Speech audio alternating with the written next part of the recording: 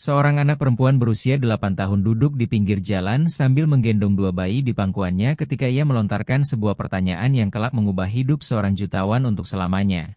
Aditya Pratama Wijaya sedang terlambat menuju rapat berikutnya di kawasan SCBD, Sudirman saat ia melihat pemandangan yang membuat dunianya seakan berhenti. Seorang bocah kecil, tak lebih dari 8 tahun, duduk di trotoar Jalan Melati, Menteng, Jakarta Pusat dengan dua bayi menempel di dadanya. Dan bukan sekadar karena ada anak-anak di jalan yang membuatnya terpaku, melainkan cara si bocah memeluk kedua bayi itu dengan kehati-hatian yang terasa terlalu berat untuk tubuh sekecil itu. Lampu merah tepat berhenti di depan mereka dan Aditya Pratama Wijaya hanya bisa menatap dari balik kaca mobilnya. Sebuah Toyota Alphard hitam. Melihat rambut coklat si bocah yang kusut, baju yang dulunya cerah tapi kini pudar oleh debu dan waktu. Sementara ia menggoyang-goyangkan kedua bayi dengan kelembutan. Yang kontras dengan kerasnya keadaan, berbisik sesuatu yang tak bisa ia dengar.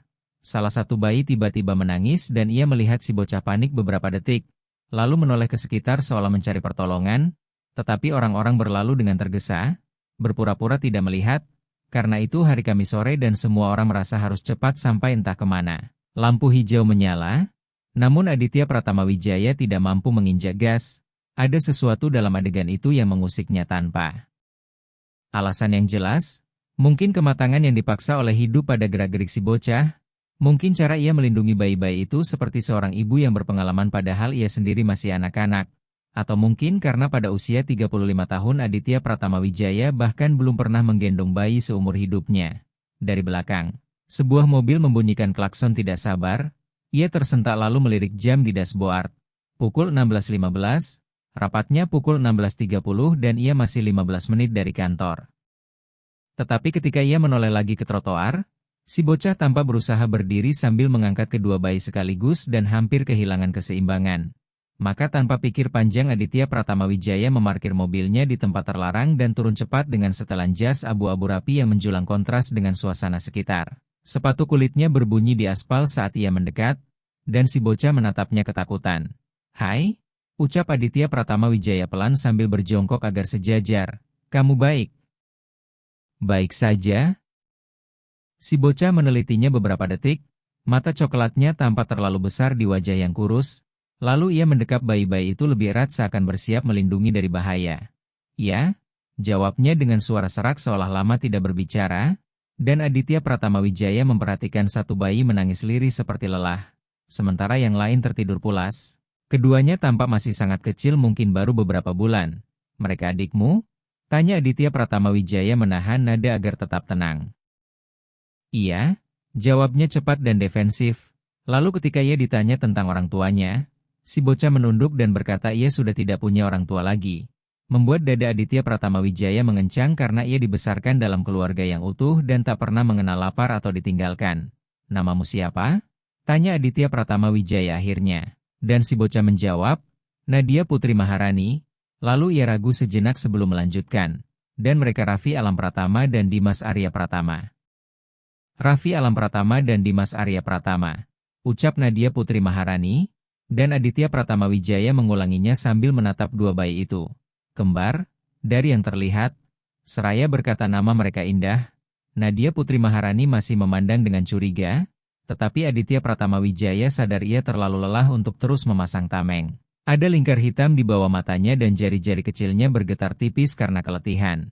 "Kalian sudah makan sesuatu hari ini?" tanya Aditya Pratama Wijaya. Dan Nadia Putri Maharani tidak langsung menjawab. Ia menatap kedua bayi itu lalu kembali menatap Aditya Pratama Wijaya seolah menghitung-hitung apakah ia bisa dipercaya. Sampai akhirnya ia berbisik bahwa sejak pagi ia hanya mendapatkan sedikit susu formula dari toko roti di ujung gang. Perut Aditya Pratama Wijaya seakan terbalik karena saat itu sudah pukul 16.30 dan ia belum makan sejak pagi. "Bayi-bayi itu juga belum."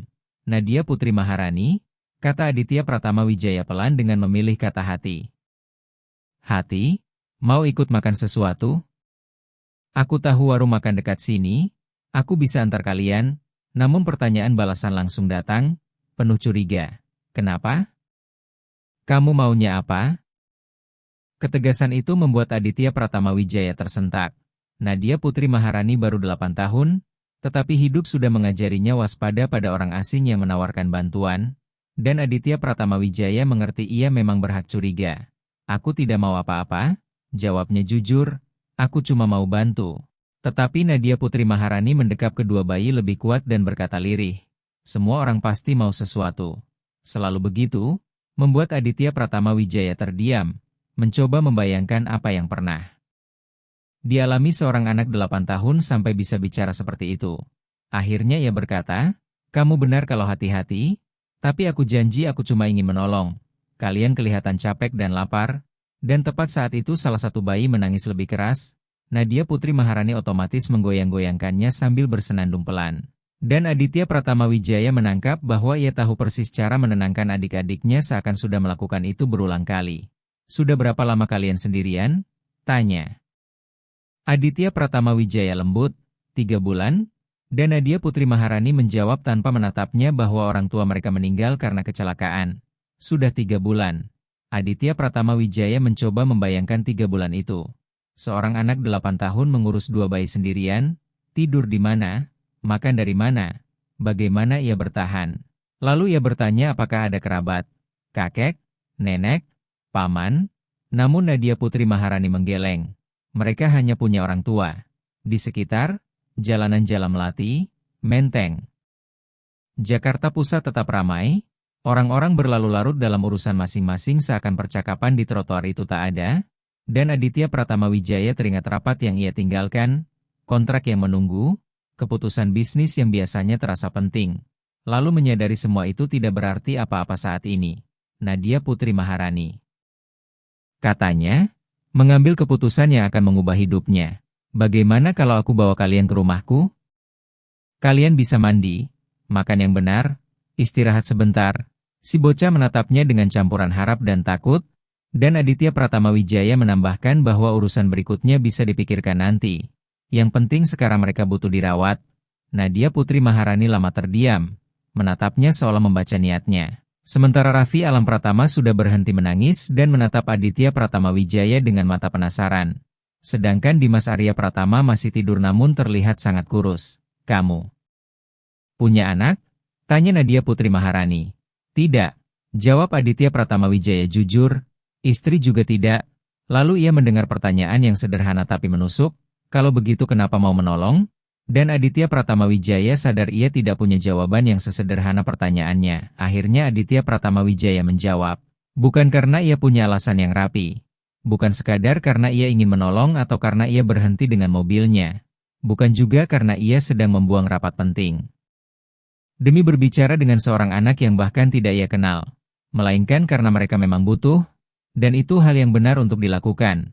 Nadia Putri Maharani menatap wajahnya beberapa detik lagi. Lalu berkata pelan sambil melirik Raffi Alam Pratama dan Dimas Arya Pratama seolah meminta pendapat 2 bayi itu. Kalau aku ikut kamu janji nggak akan memisahkan kami?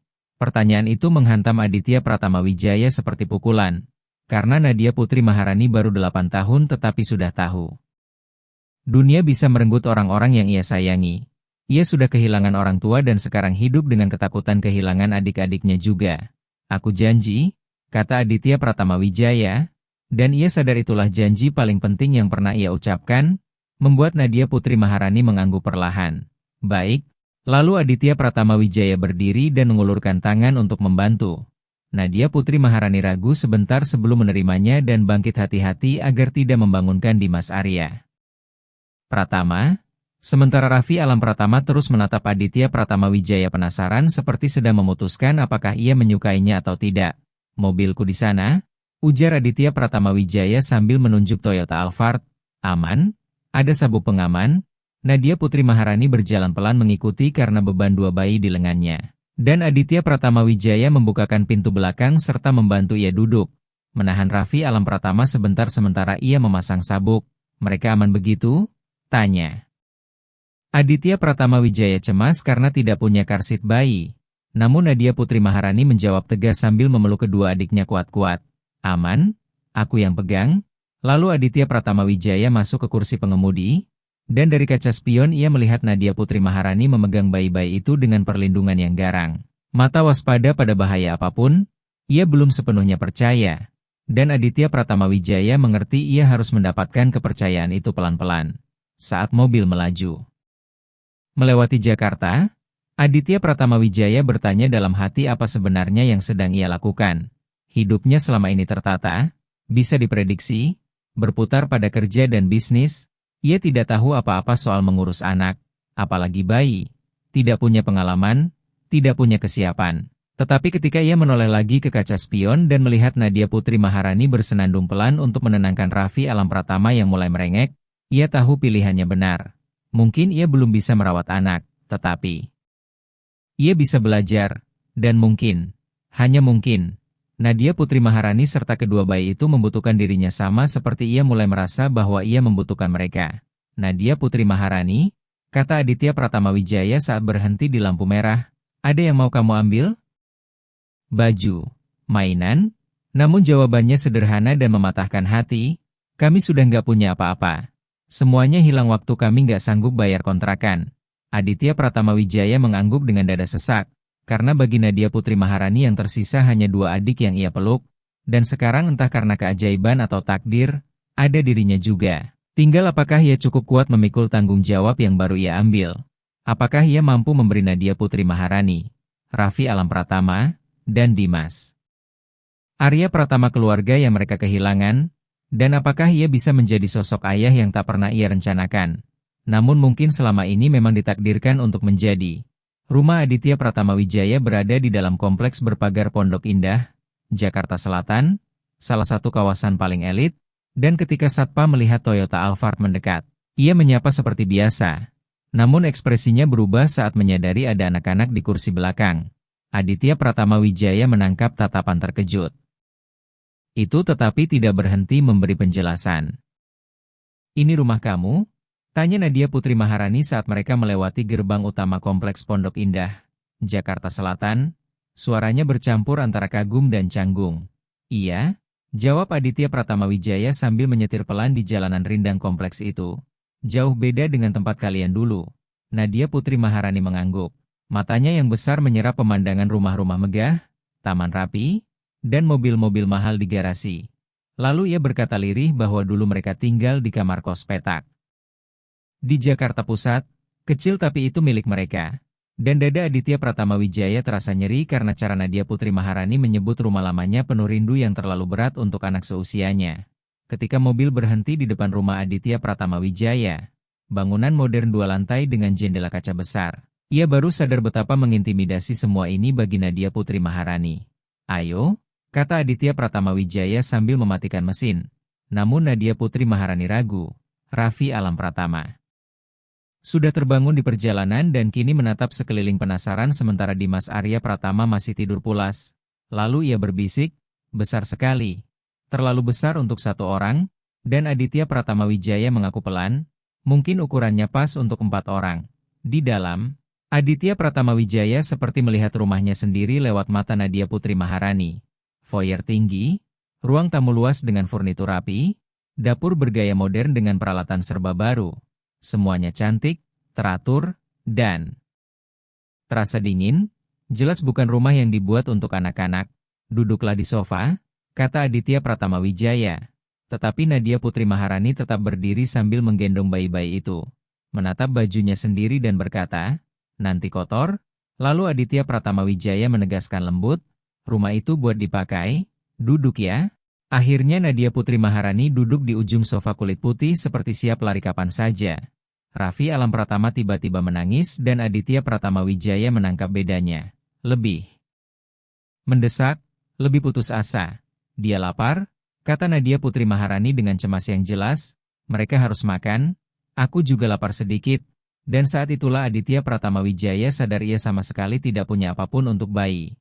Tidak ada susu formula, tidak ada botol susu, tidak ada popok, kulkasnya hampir kosong. Hanya minuman dan sisa makanan seperti nasi goreng atau mie ayam yang sudah dingin. Biasanya mereka makan apa? Tanya Aditya Pratama Wijaya merasa benar-benar kebingungan. Susu. Jawab Nadia Putri Maharani seperti itu hal paling jelas di dunia. Kadang aku bikin bubur oat kalau ada. Aditya Pratama Wijaya mengangguk. Oke, aku keluar sebentar beli beberapa barang. Kalian bisa mandi kalau mau. Tetapi Nadia Putri Maharani langsung berdiri cepat. Tidak, kami ikut. Kalian aman di sini?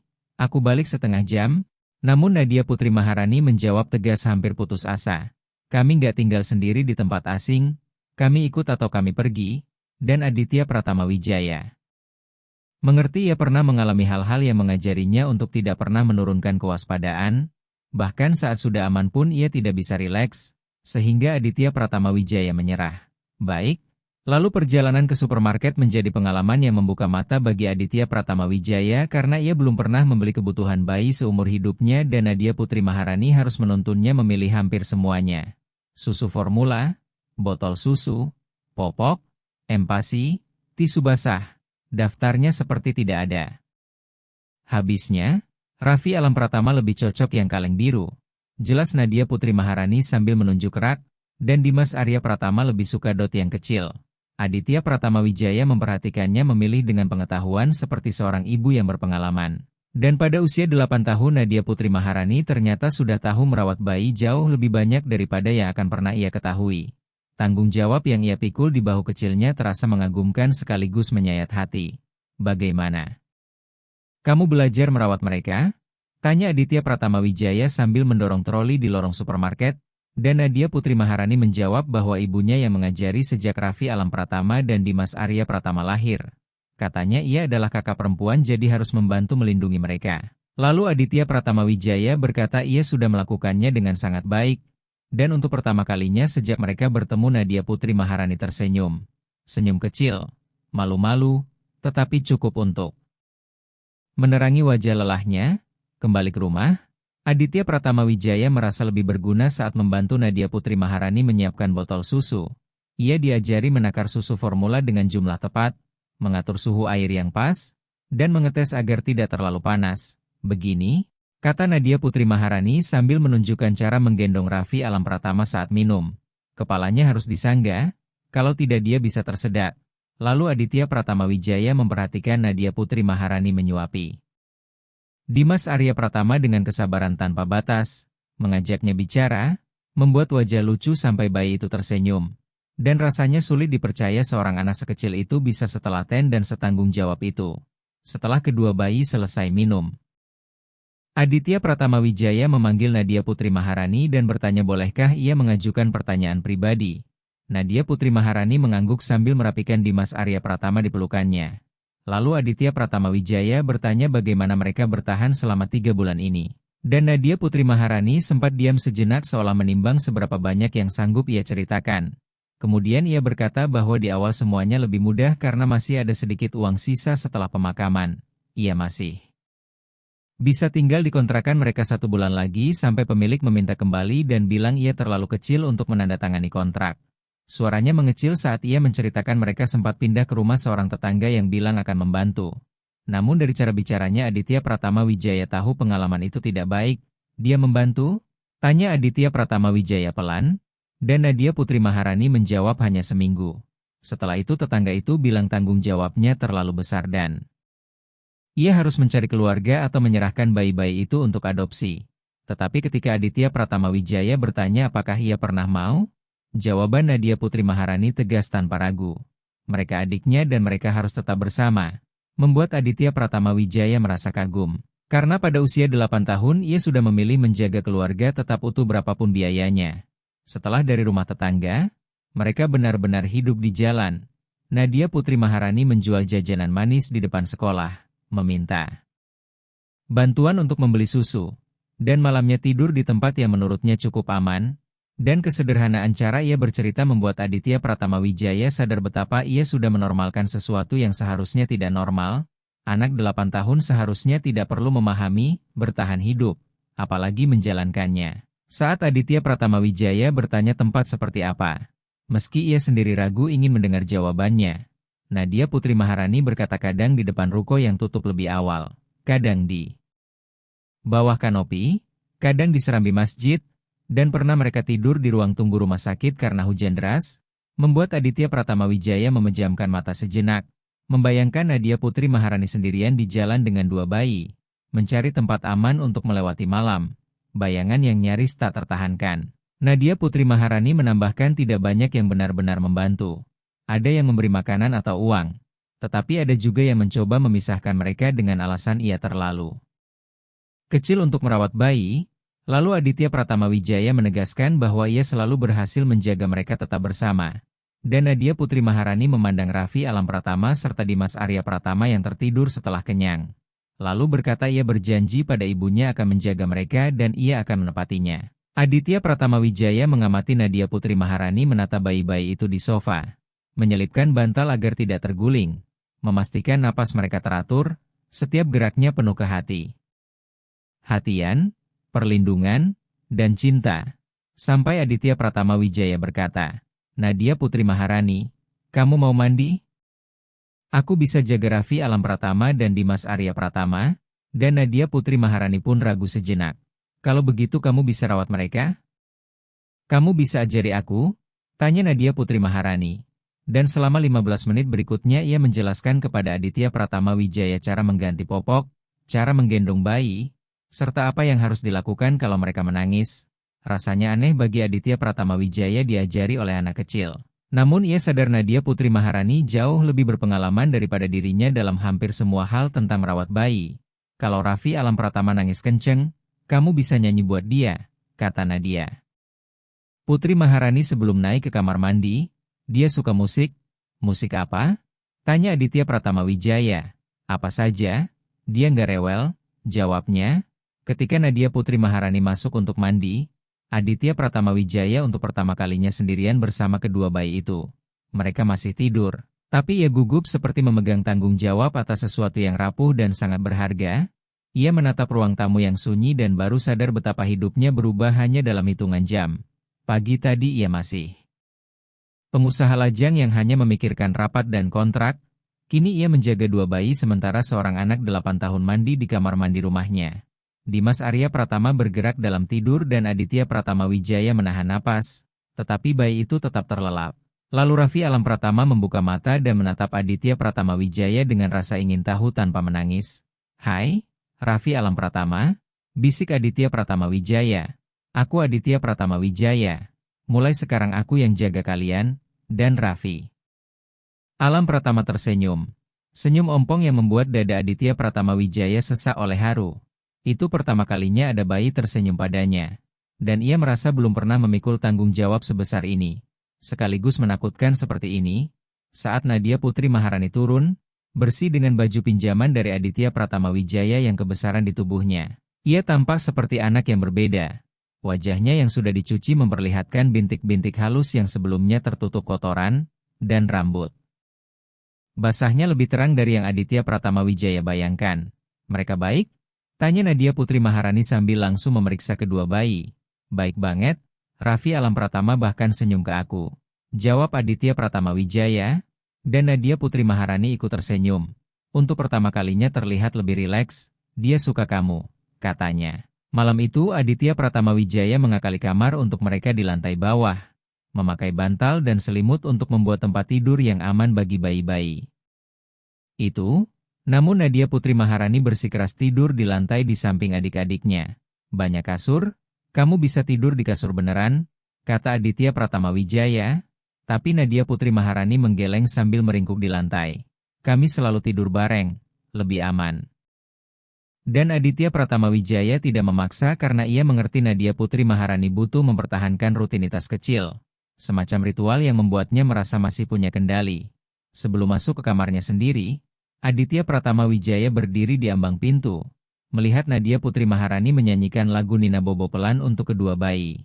Lagu sederhana yang dinyanyikan dengan begitu banyak cinta sampai mata Aditya Pratama Wijaya basah. Dan untuk pertama kalinya setelah bertahun-tahun ia tertidur. Memikirkan orang lain selain dirinya. Memikirkan bagaimana ia bisa membuat hidup Nadia Putri Maharani, Raffi Alam Pratama, dan Dimas Arya Pratama lebih baik. Bagaimana ia bisa memberi mereka rasa aman dan kasih sayang yang mereka layak dapatkan. Dan untuk pertama kalinya, rumah besarnya yang sunyi tidak lagi terasa kosong. Pukul 6 pagi Aditya Pratama Wijaya terbangun oleh suara tangis dari lantai bawah. Beberapa detik ia bingung dari mana suara itu berasal sampai ia ingat Nadia Putri Maharani, Raffi Alam Pratama, dan Dimas Arya Pratama tidur di ruang bawah dan salah satu bayi sedang menangis. Ia turun tergesa masih memakai piyama dan mendapati Nadia Putri Maharani sudah bangun. Berusaha menenangkan Raffi Alam Pratama sementara Dimas Arya Pratama tetap tidur pulas. Ia tampak sangat kelelahan, seperti tidak tidur nyenyak semalaman. Kamu nggak apa-apa? Tanya Aditya Pratama Wijaya sambil mendekat. Dan Nadia Putri Maharani menjawab dengan suara penuh cemas. Dia demam? Ini nggak normal.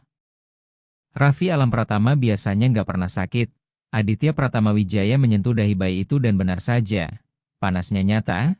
Jantungnya berdegup kencang karena ia sama sekali tidak tahu harus bagaimana saat bayi sakit. Kita harus bawa dia ke dokter, kata Aditya Pratama Wijaya sambil langsung meraih ponsel. Namun Nadia Putri Maharani refleks berkata, dokter mahal, dan menambahkan bahwa selama ini ia selalu merawat di rumah kalau cuma pilek, membuat Aditya Pratama Wijaya terdiam menatapnya. Usia 8 tahun tetapi sudah paham biaya berobat adalah sesuatu yang tidak mampu ia bayar. Sudah terbiasa menyelesaikan semuanya sendiri karena tidak ada pilihan. Nadia Putri Maharani, sekarang kita punya uang untuk dokter, ujar Aditya Pratama Wijaya tegas namun lembut. Aku akan telepon dokter anak pribadi, Dr. Rudi Prakoso Hadi Bagus. Dan sementara Aditya Pratama Wijaya menelepon, Nadia Putri Maharani tetap menggendong Raffi Alam Pratama sambil bersenandung pelan untuk menenangkannya. Tangis. Bayi itu berbeda dari kemarin. Lebih lemah, lebih letih.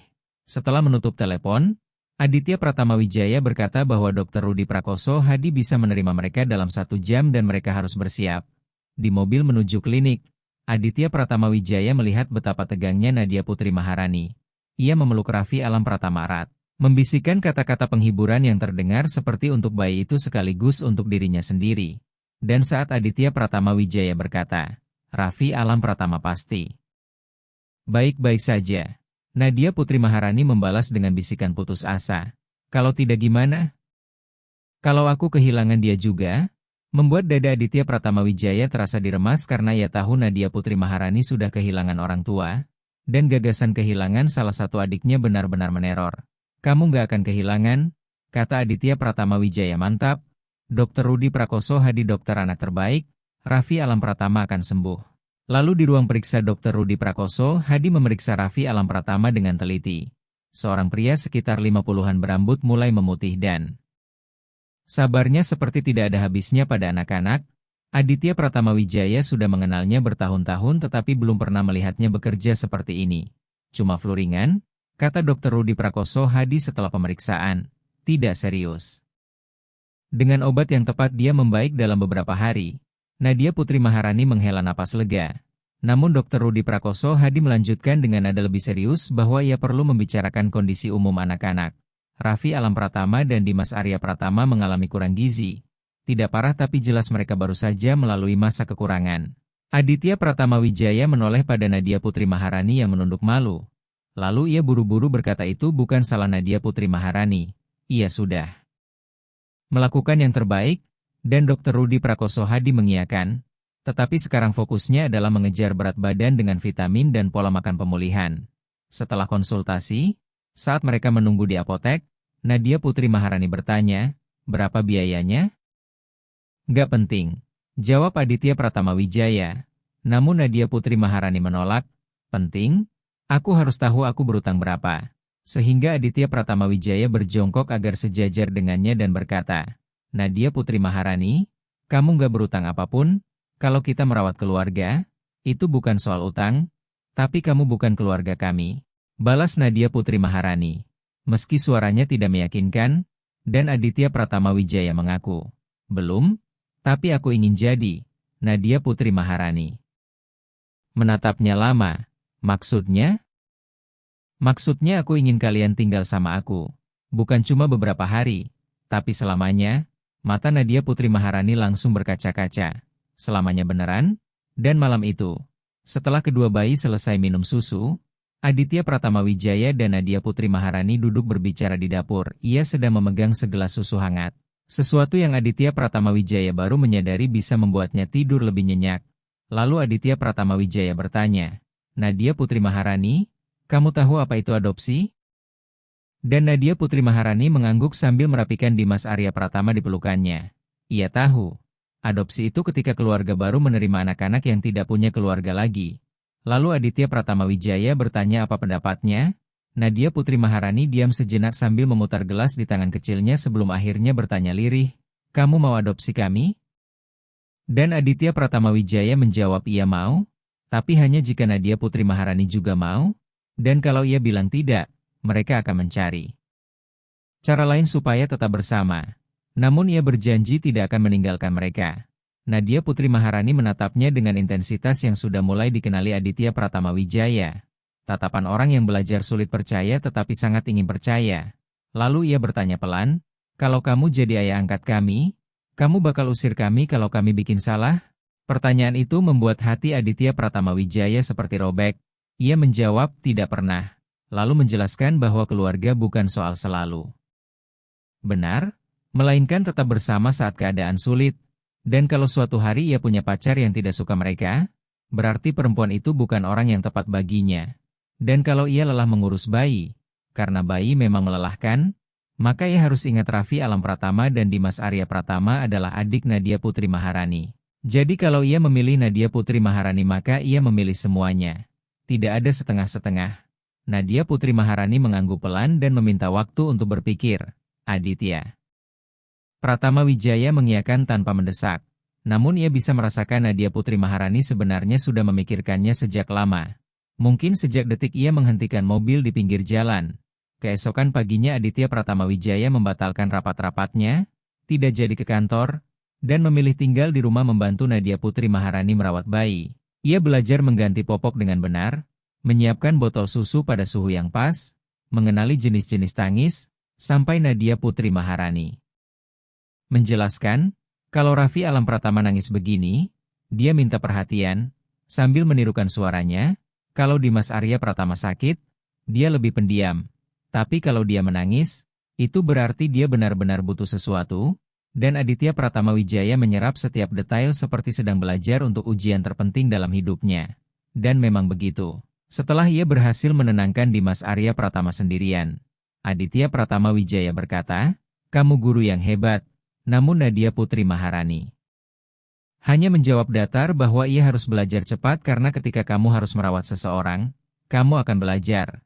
Sore itu Bagas Mahendra Putra menelepon membawa informasi proses adopsi. Berkata situasinya agak rumit, karena anak-anak tidak punya kerabat hidup dan sudah berada dalam pengasuhan Aditya Pratama Wijaya. Proses bisa lebih cepat, tetapi tetap perlu asesmen psikologis, kunjungan pekerja sosial dari dinas sosial, dan bukti kemampuan finansial. Ketika Aditya Pratama Wijaya bertanya berapa lama, jawabannya antara 6 bulan sampai 1 tahun jika semuanya lancar. Lalu Aditya Pratama Wijaya bertanya apakah anak-anak bisa tetap bersamanya selama itu. Namun Bagas Mahendra Putra berkata secara teknis situasinya masih tidak rapi dan idealnya anak-anak ditempatkan dulu di panti atau keluarga sementara. Membuat panik Aditya Pratama Wijaya naik. Ia menolak keras dan berkata mereka harus tetap dengannya. Bagas Mahendra Putra mencoba menjelaskan ada prosedur, tetapi Aditya Pratama Wijaya menekan, cari jalan, mereka sudah cukup trauma, aku tidak akan memisahkan mereka sekarang, dan ketika telepon ditutup, Nadia Putri Maharani berdiri di ambang pintu dapur, jelas mendengar sebagian percakapan, lalu bertanya dengan suara pecah, "Mereka bisa bawa kami pergi?" Aditya Pratama Wijaya berlutut di depan Nadia Putri Maharani dan berjanji ia tidak akan membiarkan itu terjadi. Namun jika nanti ada yang bilang ia tidak boleh tinggal bersama mereka, maka mereka akan berjuang bersama. Nadia Putri Maharani mengangguk, tetapi Aditya Pratama Wijaya melihat ketakutan di matanya. Takut dipisahkan dari Raffi Alam Pratama dan Dimas Arya Pratama, takut kehilangan keluarga untuk kedua kalinya. Malam itu, setelah semuanya tertidur, Aditya Pratama Wijaya justru terjaga memikirkan betapa banyak yang berubah dalam beberapa hari terakhir. Rutinitasnya, prioritasnya, rencana masa depannya. Semuanya seperti dibalik. Namun ketika ia melihat Nadia Putri Maharani tertidur di lantai di samping Raffi Alam Pratama dan Dimas Arya Pratama, tetap melindungi mereka bahkan dalam tidur, Aditya Pratama Wijaya tahu ia tak akan pernah menyesali keputusan yang sudah ia ambil. Untuk pertama kalinya dalam hidup, ia punya sesuatu yang pantas diperjuangkan. Bukan uang, bukan prestasi kerja, bukan pengakuan, melainkan cinta. Cinta pada 3 anak yang datang entah dari mana lalu mengubah segalanya. Dan Aditya Pratama Wijaya siap mengerahkan apapun untuk menjaga keluarga ini tetap utuh. Keesokan paginya ia bangun dengan tekad menelepon Bagas Mahendra Putra dan meminta proses adopsi dipercepat. Lalu mulai menyusun rencana agar semuanya segera resmi. Karena ia tahu perjuangan baru saja dimulai tetapi juga tahu itu sepadan untuk setiap air mata, setiap rintangan, setiap pengorbanan, sebab untuk pertama kalinya ia menemukan sesuatu yang benar-benar layak ia perjuangkan. 3 hari kemudian, saat Aditya Pratama Wijaya berada di dapur menyiapkan sarapan, ia mendengar percakapan yang mengubah segalanya. Nadia Putri Maharani sedang menelepon di ruang tamu dengan suara pelan. Namun ada suaranya membuat Aditya Pratama Wijaya waspada. "Tidak, aku nggak mau pergi. Aku mau tetap di sini," katanya, dan ketika Aditya Pratama Wijaya mendekat diam-diam, ia menangkap bahwa Nadia Putri Maharani sedang berbicara dengan seseorang yang terdengar resmi. Suaranya defensif seperti yang sudah ia kenal, tapi dia merawat kami baik. "Raffi Alam Pratama dan Dimas Arya Pratama sehat. Aku bahagia di sini." Jantung Aditya Pratama Wijaya berdegup liar. Siapa yang menelepon Nadia Putri Maharani dan bagaimana mereka mendapat nomornya? Dia bukan orang asing. Suara Nadia Putri Maharani meninggi. "Dia ayah kami sekarang." Lalu Aditya Pratama Wijaya masuk ke ruang tamu dan melihat Nadia Putri Maharani memegang ponsel dengan 2 tangan, matanya penuh air mata. "Siapa?" tanya Aditya Pratama Wijaya lembut, dan Nadia Putri Maharani berbisik sambil menutup sebagian ponsel. "Petugas dinas sosial, dia mau kami dibawa ke tempat lain sampai kamu bisa tinggal sama kami secara resmi." Darah Aditya Pratama Wijaya seakan membeku. Iya. Mengambil ponsel dari tangan Nadia Putri Maharani dan berkata tegas, "Ini Aditya Pratama Wijaya." Lalu suara di seberang menjawab, "Pak, saya Citra Melinda Santosa dari Dinas Sosial. Saya perlu memberitahu bahwa setelah meninjau kasus ini, kami memutuskan anak-anak sebaiknya ditempatkan sementara di lingkungan yang lebih sesuai selama proses adopsi berjalan." Amarah Aditya Pratama Wijaya langsung meledak. Ia menolak. Mereka aman, makan cukup, dirawat, apalagi yang lebih sesuai dari itu? Namun Citra Melinda Santosa menjawab datar bahwa ada protokol dan anak-anak harus berada di tempat dengan orang yang berpengalaman. Aditya Pratama Wijaya menahan napas dan berkata ia berpengalaman karena setiap hari merawat mereka selama sebulan penuh. Tetapi Citra Melinda Santosa memotong bahwa sebulan tidak cukup untuk 3 anak dengan kebutuhan khusus. Kebutuhan khusus? Aditya Pratama Wijaya menoleh ke Nadia Putri Maharani yang memandangnya dengan teror. Lalu Citra Melinda Santosa menjelaskan dingin. Trauma ditinggalkan, kehilangan orang tua, riwayat kurang gizi, mereka butuh penanganan khusus. Aditya Pratama Wijaya sadar Citra Melinda Santosa sedang membuat masalah yang sebenarnya tidak ada. Ia menegaskan anak-anak justru berkembang di rumahnya. Raffi Alam Pratama dan Dimas Arya Pratama mulai naik berat badan. Nadia Putri Maharani tersenyum lagi, tetapi Citra Melinda Santosa menutup pembicaraan dengan keputusan sudah final. "Sebuah mobil dinas akan menjemput anak-anak besok pukul 10. "Tidak," kata Aditya Pratama Wijaya seperti geraman, "kalian tidak akan membawa anak-anakku." Namun Citra Melinda Santosa memperingatkan bila ia melawan, ia bisa melibatkan aparat. Aditya Pratama Wijaya menoleh ke Nadia Putri Maharani yang mendengar semuanya dan gemetar ketakutan. Sementara di lantai ruang tamu Raffi Alam Pratama dan Dimas Arya Pratama bermain balok. Warna-warni tanpa tahu drama besar yang sedang menghantam keluarga mereka. "Bu Citra Melinda Santosa, tolong beri saya waktu lebih. Biarkan saya membuktikan saya bisa merawat mereka. Mohon." Aditya Pratama Wijaya. Namun jawaban yang datang dingin adalah bahwa mereka sudah punya cukup waktu untuk menilai dan besok pukul 10 keputusan harus dijalankan. Sambungan diputus, dan Aditya Pratama Wijaya terpaku memegang ponsel yang sunyi. Mencoba mencerna apa yang baru saja terjadi, sampai Nadia Putri Maharani bertanya dengan suara pecah, "Mereka akan bawa kami pergi?" Aditya Pratama Wijaya berlutut di depannya dan berkata ia tidak akan membiarkan itu terjadi. Meski Citra Melinda Santosa mengatasnamakan hukum, karena selalu ada jalur hukum lain, cara lain. Sepanjang hari Aditya Pratama Wijaya menelepon dengan putus asa. Bagas Mahendra Putra, pengacara lain, siapapun yang mungkin membantu. Tetapi jawabannya sama. Citra Melinda Santosa punya kewenangan legal untuk memindahkan anak-anak sementara. Malamnya setelah Raffi Alam Pratama dan Dimas Arya Pratama tertidur, Aditya Pratama Wijaya duduk bersama Nadia Putri Maharani di dapur dan berkata ia perlu bertanya sesuatu yang penting. Mata Nadia Putri Maharani sudah merah karena terlalu banyak menangis. Lalu Aditya Pratama Wijaya bertanya apakah ia mau percaya padanya satu kali lagi. Dan ketika Nadia Putri Maharani bertanya apa yang akan ia lakukan, Aditya Pratama Wijaya mengaku ia akan melakukan sesuatu yang bisa berakhir sangat benar atau sangat salah. Tapi ia tidak sanggup membiarkan mereka diambil tanpa melawan. Nadia Putri Maharani menatapnya lama, mengingatkannya bahwa ia pernah berjanji tidak akan meninggalkan mereka dan ia juga tidak akan pernah meninggalkan. Lalu ia berkata, "Kalau begitu aku percaya." Dan malam itu Aditya Pratama Wijaya menghabiskan semalaman untuk merencanakan. Pukul 6 pagi ia membangunkan anak-anak dan mulai menyiapkan beberapa koper. "Kita mau kemana?" tanya Nadia Putri Maharani sambil membantu mengemas baju bayi. Dan Aditya Pratama Wijaya menjawab mereka akan pergi ke tempat yang aman sampai ia bisa menyelesaikan semuanya secara legal. Karena meski ia tahu keputusan itu berisiko dan mungkin melanggar aturan, gagasan.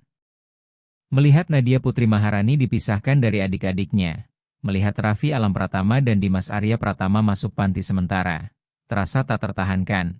Pukul 8 mereka meninggalkan rumah, dan Aditya Pratama Wijaya menyetir 2 jam menuju sebuah kawasan sejuk di Puncak, Bogor, tempat ia punya villa yang bahkan keluarganya tidak tahu.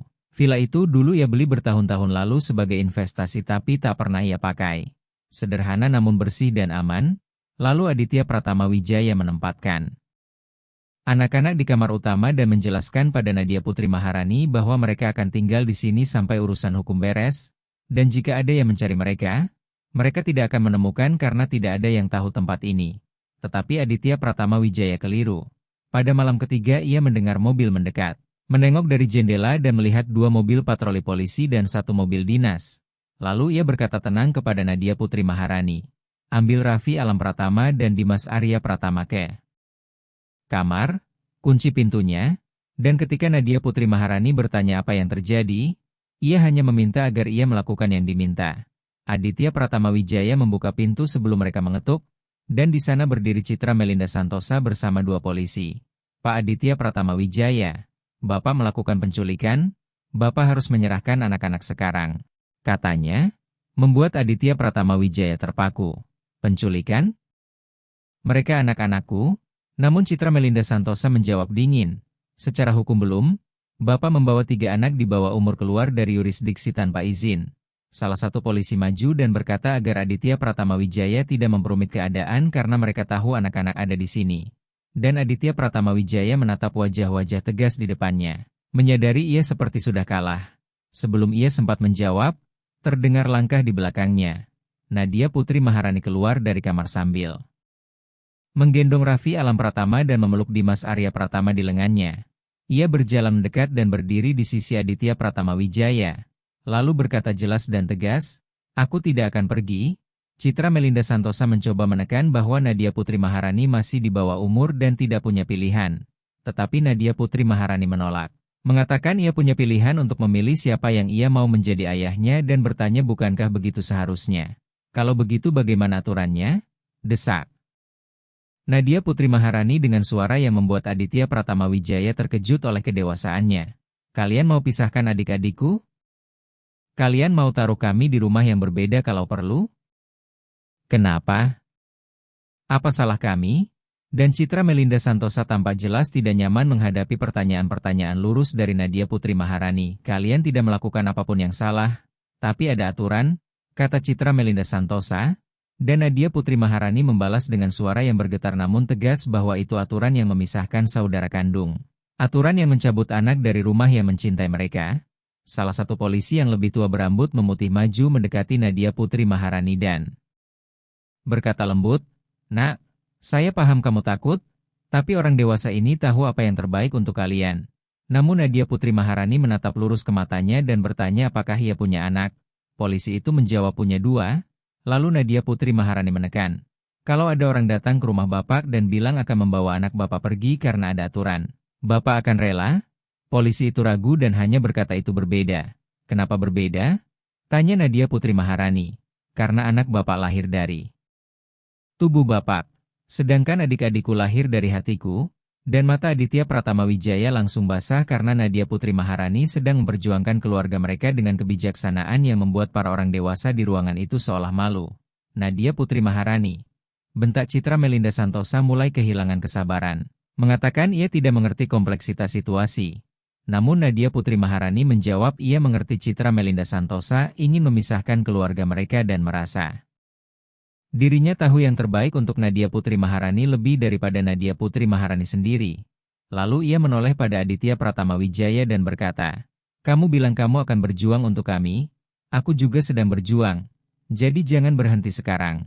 Dan Aditya Pratama Wijaya menatap Citra Melinda Santosa serta para polisi lalu mengambil keputusan yang mengubah semuanya. Ia berkata pada Citra Melinda Santosa bahwa ia ingin mengajukan sebuah usulan. Namun jawabannya tegas, tidak ada usulan. Anak-anak harus ikut mereka. Maka Aditya Pratama Wijaya meminta 1 minggu saja untuk membuktikan anak-anak jauh lebih baik bersamanya daripada di panti manapun. Tetapi Citra Melinda Santosa menolak dan berkata sidang terbuka pun biar hakim memutus setelah mendengar anak-anak. Lalu ia menambahkan anak-anak masih kecil dan tidak bisa bersaksi. Namun Aditya Pratama Wijaya menegaskan Nadia Putri Maharani berusia 8 tahun dan cukup cerdas untuk tahu apa yang ia mau. Polisi tua itu akhirnya menyela.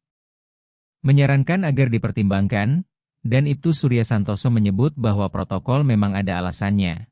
Tapi kadang protokol bukan yang terbaik bagi anak.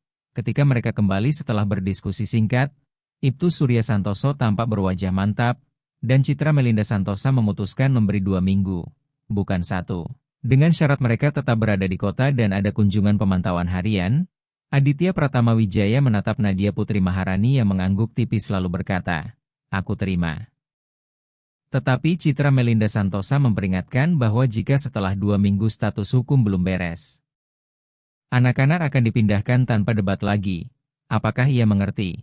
Setelah mereka pergi, rumah kembali sunyi dan hanya menyisakan Aditya Pratama Wijaya serta Nadia Putri Maharani.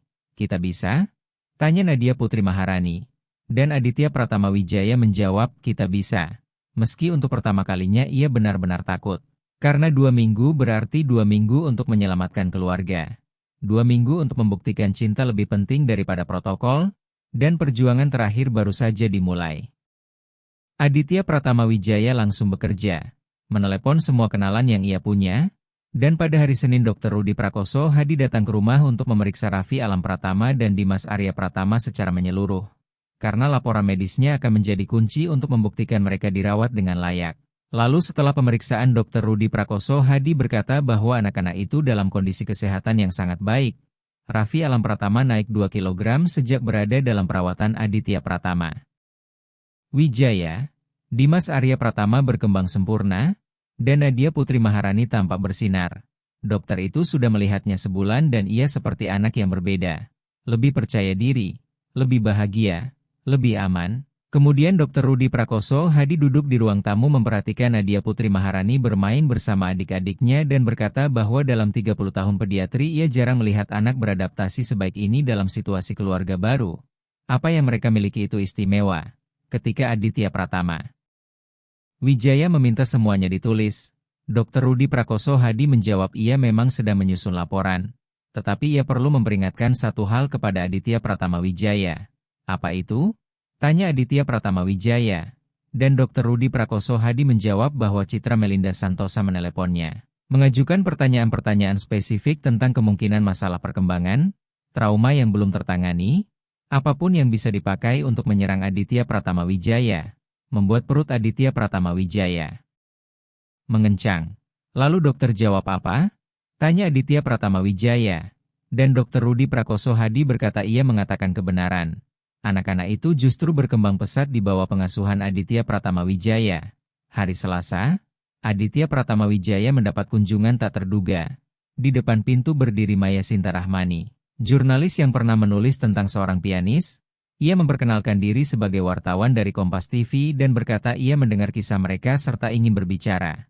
Aditya Pratama Wijaya ragu, karena publikasi bisa jadi baik atau buruk tergantung sudut pandang. Namun Maya Sinta Rahmani meyakinkan bahwa kadang opini publik dapat memengaruhi keputusan resmi, terutama bila ada ketidakadilan yang jelas. Maya Sinta Rahmani menghabiskan 2 jam di rumah, mengamati Aditya Pratama Wijaya berinteraksi dengan anak-anak sambil bertanya tentang perjalanan mereka, dan ia terlihat paling terkesan pada Nadia Putri Maharani, sampai ia berkata secara pribadi pada Aditya Pratama Wijaya bahwa anak itu luar biasa, kedewasaannya, Cara ia merawat adik-adiknya, cinta yang ia tunjukkan pada Aditya Pratama Wijaya, dan mustahil melihat keluarga ini tanpa merasa mereka memang seharusnya bersama. Ketika Aditya Pratama Wijaya bertanya apakah itu bisa membantu, Maya Sinta Rahmani berkata ia bisa menceritakan kisahnya. Selebihnya tergantung orang-orang membaca dan peduli. Hari Rabu, liputan itu tayang dengan judul bernuansa, Jutawan yang Memilih Cinta, tentang perjuangan seorang pria menjaga keluarganya tetap utuh, dan kisahnya menyebar di media sosial seperti api menyambar ilalang, membuat Aditya Pratama Wijaya mulai menerima telepon dari berbagai daerah. Orang menawarkan dukungan, pengacara menawarkan bantuan pro bono, keluarga lain berbagi cerita adopsi mereka. Namun telepon terpenting datang hari Kamis. Pak Aditya Pratama Wijaya, saya Regina Ayu Santoso, istri Ibtu Surya Santoso yang kemarin datang ke rumah Bapak. Dan Regina Ayu Santoso menjelaskan ia pekerja sosial. Selama 20 tahun, pensiun tahun lalu tetapi masih punya jaringan, ia ingin membantu karena ia paham sistem dari dalam, tahu cara menembus birokrasi dan menyusun kasus sekuat mungkin. Menurut Regina Ayu Santoso, masalahnya bukan Aditya Pratama Wijaya, melainkan Citra Melinda Santosa yang ingin menjaga reputasi dan tidak pernah mau mengakui kesalahan. Sehingga langkahnya adalah melewati dia dan langsung menuju hakim. Dan mereka butuh lebih dari sekadar laporan medis. Regina Ayu Santoso membantu Aditya Pratama Wijaya menyusun sebuah berkas lengkap. Foto anak-anak sebelum dan sesudah, laporan medis, pernyataan tetangga, kesaksian orang-orang yang melihat perubahan mereka. Hari Jumat, seminggu sebelum tenggat, datang telepon yang mengubah segalanya. Pak Aditya Pratama Wijaya, saya Dr. Farhan Pranoto. Saya yang membantu persalinan bayi kembar 6 bulan lalu. Awalnya Aditya Pratama Wijaya belum menangkap pentingnya. Tetapi Dr. Farhan Pranoto berkata justru ia yang bisa membantu. Karena ia membaca kisah itu dan mengenali anak-anak, lalu ia mengatakan ada satu hal yang harus diketahui tentang orang tua Nadia Putri Maharani, Raffi Alam Pratama, dan Dimas Arya Pratama. Sebelum meninggal, ibu mereka membuat semacam wasiat informal karena khawatir tidak punya kerabat dan ingin memastikan anak-anak tetap bersama jika terjadi sesuatu. Membuat jantung Aditya Pratama Wijaya berdegup kencang. Menurut Dr. Farhan Pranoto, sang ibu tidak menunjuk wali secara spesifik, tetapi meninggalkan instruksi yang jelas bahwa anak-anak harus dibesarkan oleh seseorang yang mencintai mereka seperti ia mencintai mereka, menjaga keluarga tetap utuh, dan memberi kesempatan mereka bertumbuh, dan itu terdokumentasi di berkas rumah sakit, tidak pernah disahkan secara hukum, tetapi ada dokumen yang ditandatangani oleh sang ibu dan 2 saksi. Aditya Pratama Wijaya nyaris roboh karena lega. Lalu bertanya apakah Dr. Farhan Pranoto bisa membantu mereka? Dan Dr. Farhan Pranoto menjawab ia sudah menyiapkan seluruh dokumen serta berkata bahwa ibu anak-anak itu pasti bersyukur mengetahui putra-putrinya menemukan seseorang seperti Aditya Pratama Wijaya. Pada hari Sabtu, seminggu sebelum tenggat, Aditya Pratama Wijaya memutuskan melakukan sesuatu yang berisiko. Ia menghubungi media kota, radio, dan televisi. Lalu berkata ia akan mengadakan konferensi pers karena ia ingin semua orang melihat anak-anak itu, melihat keluarga mereka, dan menilai sendiri apakah mereka pantas dipisahkan. Bagas Mahendra Putra mencoba mencegahnya, memperingatkan itu bisa merugikan kasus, tetapi Aditya Pratama Wijaya menolak dan berkata sudah waktunya berhenti bermain mengikuti aturan sistem yang dingin. Ia akan mengetuk sisi kemanusiaan orang-orang. Konferensi pers dijadwalkan hari Minggu di Taman Rumah Aditya Pratama Wijaya. Sekitar 50 jurnalis datang bersama puluhan tetangga dan orang yang penasaran, dan Aditya Pratama Wijaya berdiri di tengah taman dengan Nadia Putri Maharani di sisinya. Sementara ia menggendong Raffi Alam Pratama dan Dimas Arya Pratama di kedua lengannya. Nama saya Aditya Pratama Wijaya, ia memulai, dan ini keluarga saya. Suaranya tegas namun bergetar oleh emosi. Lalu ia menceritakan bahwa 5 minggu lalu ia masih pria lajang yang hanya memikirkan keuntungan dan rapat, sampai ia bertemu 3 anak yang membutuhkan cinta dan ia justru sadar dialah yang membutuhkan mereka. Ia mengisahkan semuanya dari pertemuan di trotoar sampai ancaman pemisahan, dan suaranya beberapa kali pecah, terutama ketika membayangkan Nadia Putri Maharani dipisahkan dari adik-adiknya. Ia menegaskan ia tidak datang untuk menyerang sistem, melainkan membela satu kebenaran sederhana. Keluarga bukan soal genetik, tetapi soal cinta, perawatan, dan komitmen. Lalu ia berhenti sejenak menatap kamera, mengatakan bahwa jika anak Anak itu diambil darinya maka satu-satunya keluarga yang kini mereka kenal akan direnggut, dan jika ia dipisahkan dari mereka maka satu-satunya tujuan nyata yang ia temukan dalam hidup juga akan diambil. Kemudian Aditya Pratama Wijaya berlutut agar sejajar dengan Nadia Putri Maharani dan berkata Nadia Putri Maharani ingin bicara. Nadia Putri Maharani maju ke mikrofon sambil tetap menggendong Raffi Alam Pratama. Lalu berkata dengan suara jernih dan kuat, "Namaku Nadia Putri Maharani, ini adik. Adikku Raffi Alam Pratama dan Dimas Arya Pratama. Dan ini ayahku Aditya Pratama Wijaya." Bisik-bisik menyapu kerumunan, dan Nadia Putri Maharani melanjutkan bahwa sebelum bertemu Aditya Pratama Wijaya mereka tidak punya rumah, makanan tidak cukup, dan tidak punya rasa aman.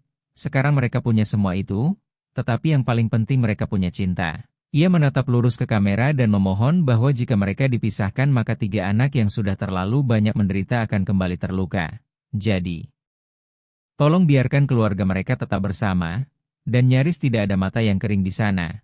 Banyak jurnalis tampak tersentuh, membuat Aditya Pratama Wijaya tahu ia telah menyentuh hati orang-orang. Hari Senin, video konferensi pers itu viral di media sosial, tagar keluarga utuh masuk jajaran pembahasan teratas.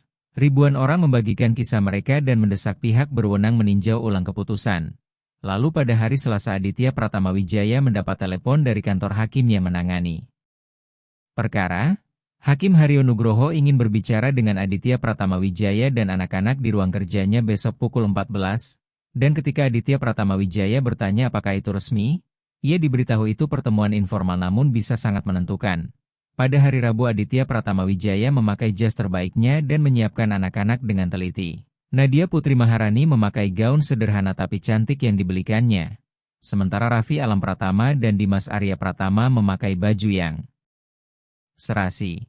Dan Hakim Haryo Nugroho digambarkan sebagai pria sekitar 60 tahun, berambut putih tetapi bermata lembut. Ruang kerja Hakim Haryo Nugroho terasa hangat dengan foto-foto keluarga di dinding, dan ia berkata, "Pak Aditya Pratama Wijaya, Nadia Putri Maharani, saya panggil kalian karena saya ingin memahami situasi ini lebih baik." Lalu Hakim Haryo Nugroho mengajukan pertanyaan yang langsung namun lembut. Ia bertanya pada Aditya Pratama Wijaya tentang motivasi, rencana masa depan, dan kemampuan finansialnya, lalu bertanya pada Nadia Putri Maharani tentang perasaannya. Apakah ia bahagia dan merasa aman? Akhirnya Hakim Haryo Nugroho bertanya, "Kalau kamu bisa memilih tinggal di mana, kamu pilih apa?" Dan Nadia Putri Maharani menjawab tanpa ragu bahwa ia ingin tinggal bersama Aditya Pratama Wijaya dan ingin Raffi Alam Pratama serta Dimas Arya Pratama tetap bersamanya. Lalu saat ditanya kenapa, ia berkata karena Aditya Pratama Wijaya merawat mereka, mencintai mereka, dan berjanji tidak akan pernah memisahkan mereka. Hakim Haryo Nugroho mengangguk dan beralih pada Aditya Pratama Wijaya, menanyakan apakah ia paham mengadopsi 3 anak adalah tanggung jawab yang sangat besar. Aditya Pratama Wijaya menjawab ia paham dan siap. Lalu Hakim Haryo Nugroho menguji lagi, bagaimana jika keadaan sulit, masa remaja, masalah sekolah, penyakit, dan Aditya Pratama Wijaya menoleh pada Nadia Putri Maharani yang memandangnya dengan kepercayaan penuh, lalu menjawab bahwa anak-anak ini sudah melewati hal tersulit yang bisa terjadi, kehilangan orang tua, dan jika mereka bisa melewati itu bersama, maka mereka bisa melewati apapun. Hakim Haryo Nugroho terdiam lama sambil meneliti berkas di mejanya, lalu berkata ia telah membaca semua laporan medis, psikologis, sosial, serta berbicara dengan tetangga, guru, dan orang-orang yang mengenal mereka. Kemudian Aditya Pratama Wijaya menahan napas ketika Hakim Haryo Nugroho menyimpulkan bahwa akan menjadi sebuah kejahatan bila keluarga ini dipisahkan. Membuat kaki Aditya Pratama Wijaya serasa lemas karena lega. Hakim Haryo Nugroho memutuskan memberikan hak asuh sementara seketika dan mempercepat proses adopsi, serta menyatakan Citra Melinda Santosa dicopot dari kasus karena intervensi yang tidak semestinya. Dan Nadia Putri Maharani langsung memeluk Aditya Pratama Wijaya sambil menangis bahagia. Sementara Raffi Alam Pratama dan Dimas Arya Pratama dipelukan ayahnya seolah ikut merasakan emosi itu dan tertawa kecil. Membuat Aditya Pratama Wijaya berbisik, terima kasih sudah menyelamatkan keluarga kami. 3 bulan. Kemudian adopsi itu resmi, Aditya Pratama Wijaya berdiri di Pengadilan Negeri Jakarta Selatan bersama Nadia Putri Maharani, Raffi Alam Pratama, dan Dimas Arya Pratama, Dikelilingi sahabat-sahabat yang sudah menjadi keluarga pilihan, Maya Sinta Rahmani hadir mendokumentasikan momen bersejarah itu. Dr. Rudi Prakoso hadir bersama istrinya. Regina Ayu Santoso hadir bersama Ibtu Surya Santoso. Bahkan beberapa tetangga datang untuk merayakan, dan ketika Hakim Haryo Nugroho mengetuk palu serta menyatakan adopsi selesai, Aditya Pratama Wijaya berlutut dan memeluk ketiga anak itu sambil berkata, "Sekarang resmi, kalian resmi jadi anak-anakku dan aku resmi jadi ayah kalian. Selamanya?" Tanya Nadia Putri Maharani, dan Aditya Pratama Wijaya menjawab, "Selamanya." 6 bulan kemudian, di taman rumah, Aditya Pratama Wijaya menonton Nadia Putri Maharani mengajari Raffi Alam Pratama melangkah untuk pertama kali. Sementara Dimas Arya Pratama sudah 2 minggu bisa berjalan dan kini berlari di rumput sambil tertawa. Dan hidup Aditya Pratama Wijaya berubah total. Ia tak lagi punya waktu untuk rapat yang tidak perlu atau jamuan bisnis yang hampa. Malam-malamnya diisi dongeng sebelum tidur. Paginya sarapan keluarga, akhir pekannya taman dan permainan, dan ia belum pernah sebahagia ini. "Ayah," teriak Nadia Putri Maharani dari taman. Raffi Alam Pratama jalan 3 langkah sendiri. Dan Aditya Pratama Wijaya tersenyum melihat putra bungsunya oleng menuju pelukan kakaknya, anak-anaknya, keluarganya. Semuanya bermula dari pertanyaan sederhana seorang anak yang putus asa, "Kamu mau bersama satu anak?" Dan Aditya Pratama Wijaya menemukan jawabannya adalah ya. Ya untuk 1, ya untuk 2, ya untuk 3, ya untuk cinta yang mengubah hidup, ya untuk keluarga yang kita pilih dan yang memilih kita kembali, ya untuk semua hal yang benar-benar penting dalam hidup.